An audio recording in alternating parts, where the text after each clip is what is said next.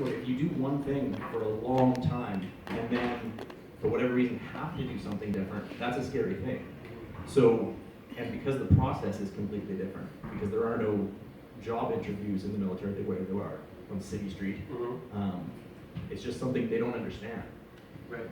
And most of the time they're unprepared for it, because the military also tries to help people who are transitioning out, but the military also isn't experienced in City Street, so they can't necessarily help them the way that a true civilian, like myself, can. Right. So is there a big difference between like what happens to American veterans or Canadian? Do you think Canada has a lot better thing going than? No. No? Is it the same? No, it's worse. It's the worst, really. It's worse. The transition here is worse because civilians aren't as connected to the military as they are in the States. Okay. And a lot of the time, when I'm talking to companies here, they're happy to talk to me because they're like, oh, the American division is breathing down my neck because they have this big program in the States to hire military veterans, and they want us to have the same thing here, but we don't know how to do it because we're not connected to the military anyway, and it's an uneasy connection to get always. So the Americans do a much better job. There are many programs designed to help companies hire military veterans in the States. What do you sort of head them towards though mostly? Like, is there a certain type of job that they're? I don't want to be involved in that conversation at all. Because let's say you're the veteran. Yeah. And you come to me and say, Lincoln, what should I do? Right. And I tell you. And Right. you get that job. Yeah. And you hate it. Now you hate me. Because I'm the one who put you there. So it's my job to decide whether or not what you want to do is realistic and frame your resume and help you prepare for interviews in a way that's going to help you sell yourself for that kind of role to an employer. So it's working with the person to help them achieve whatever it is that they want to do. But if they, I'll tell people that there's that I'm open to anything. People will say that in their job search, and that's like going into a restaurant and asking for a plate of food.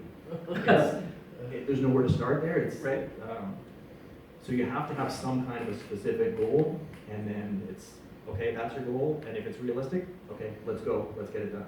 Do you get asked things about like technical advisors for movies, or do you like you should try acting? Like you've got a look about you that you should be an actor, or you have a great voice. Like are there there entertainers in that industry that?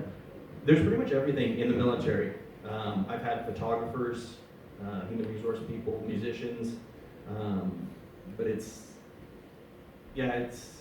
I'm not there to push in one way or another. It's just to. But if they were pushing you to say, I want to work in a band with Dom or something. Right.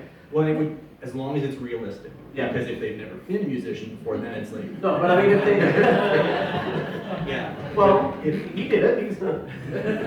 So far, so good. And you know, the Army's been doing LSD training on them. Yeah. They're fantasizing.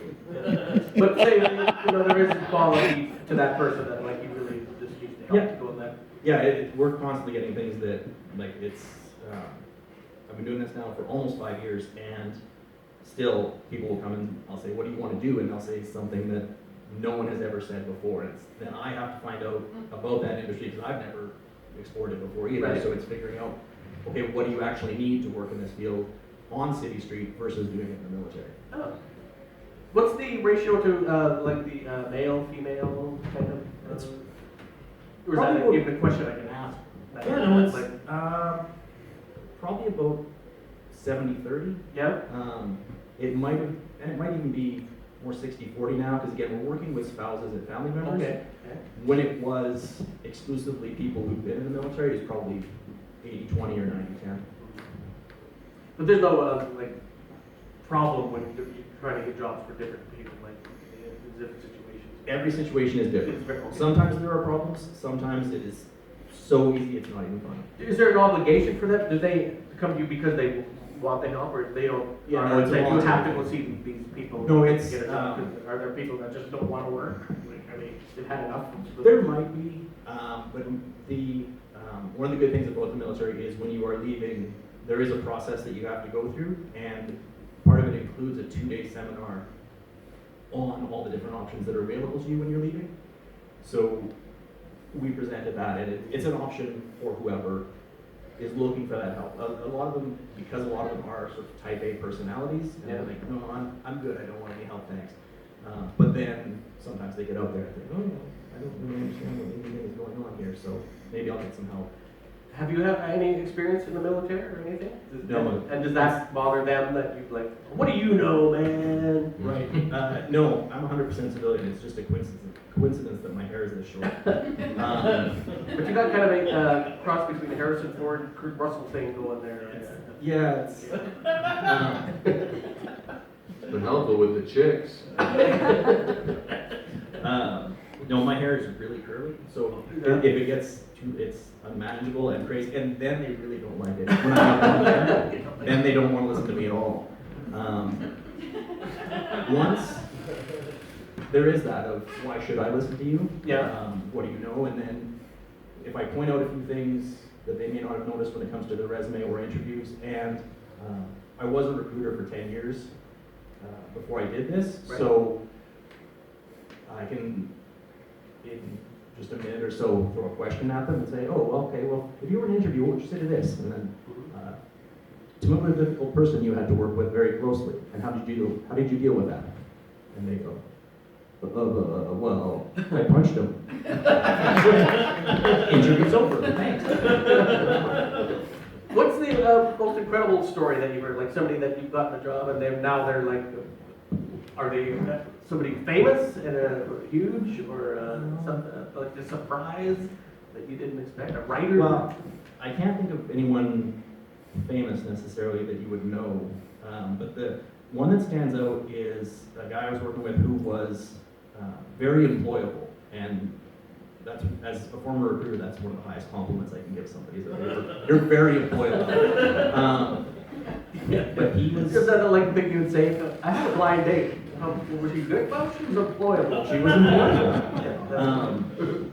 But he was a very together guy, and he applied for a few jobs and didn't really have any traction yet. And then he told me about this one position he was applying for, and he wanted to do a mock interview beforehand. And I was actually in Cold Lake at the base there, meeting with some people.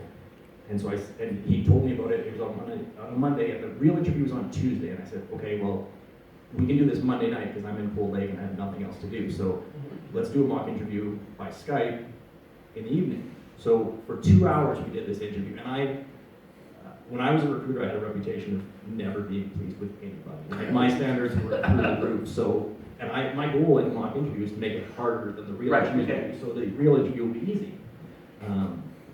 So for 2 hours I grilled him, and then I can't remember what it was, but at the end he said something, not in the interview, but just about, afterwards we were talking about it, and I was like, oh my God, there's no chance you get this job. I just wasted 2 hours. This is just not gonna happen. I'm thinking all this. And then he went and did the interview and got the job and was deliriously happy. So I definitely don't know everything, and I had to learn to encourage and push and sort of be a cheerleader and let's see what happens sort of. Right, yeah.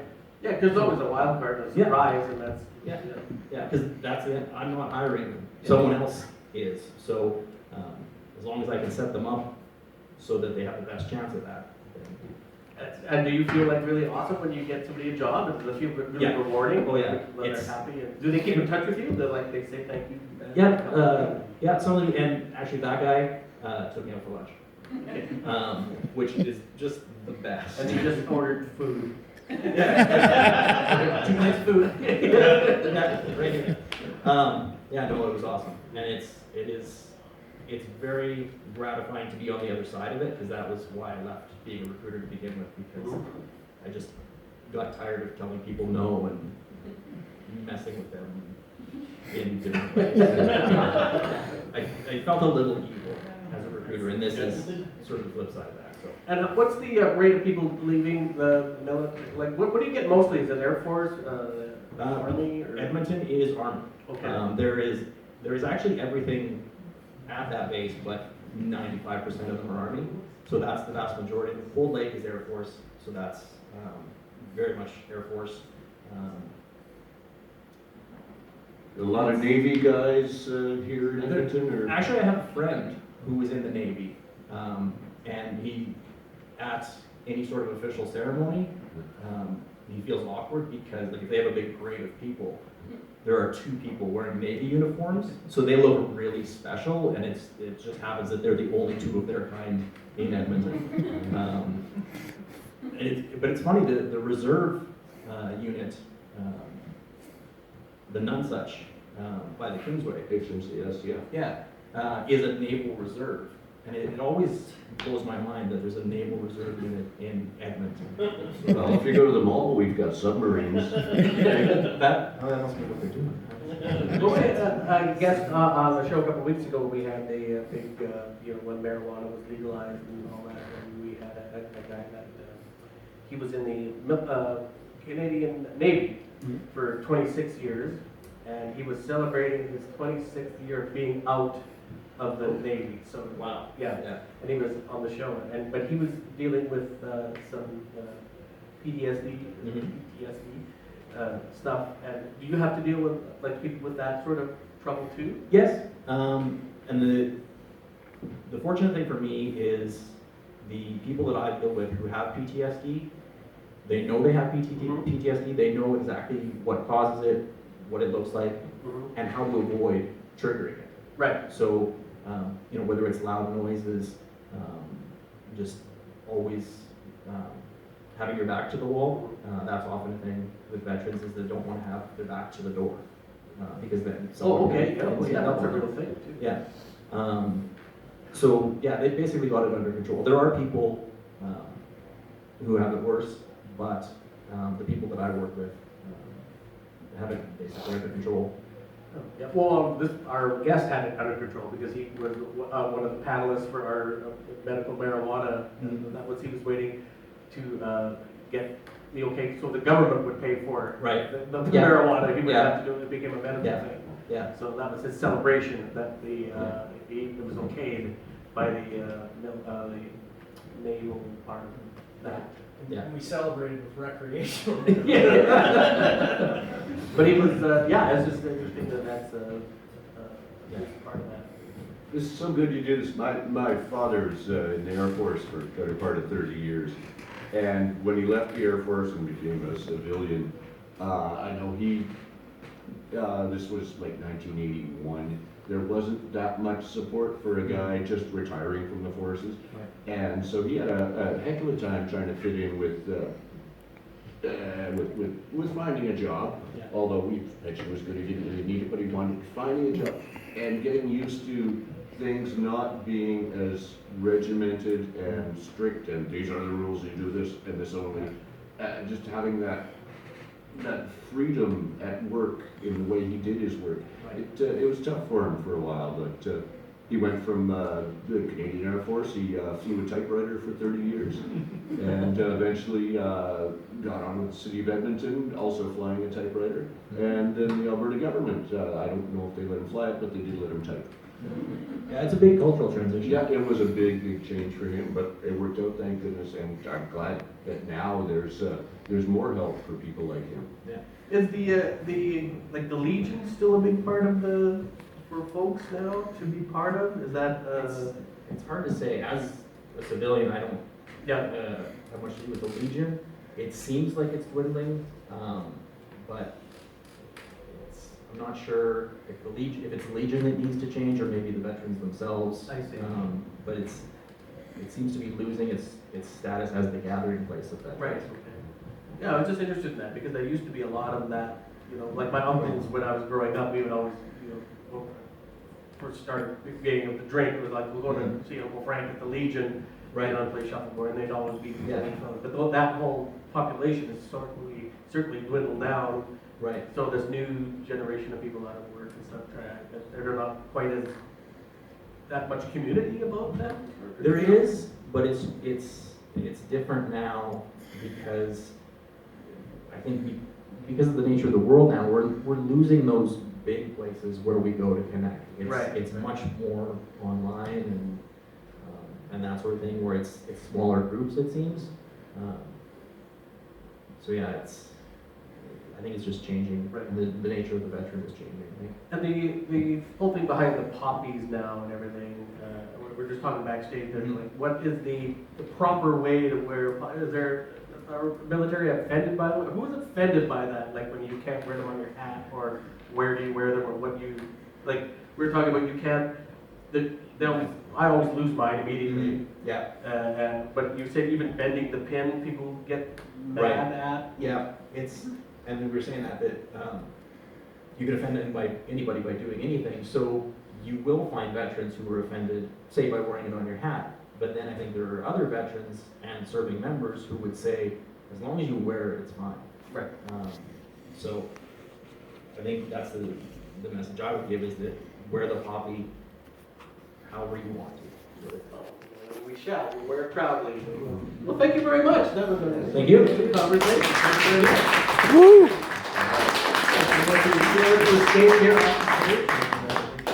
Wow, thank you very much.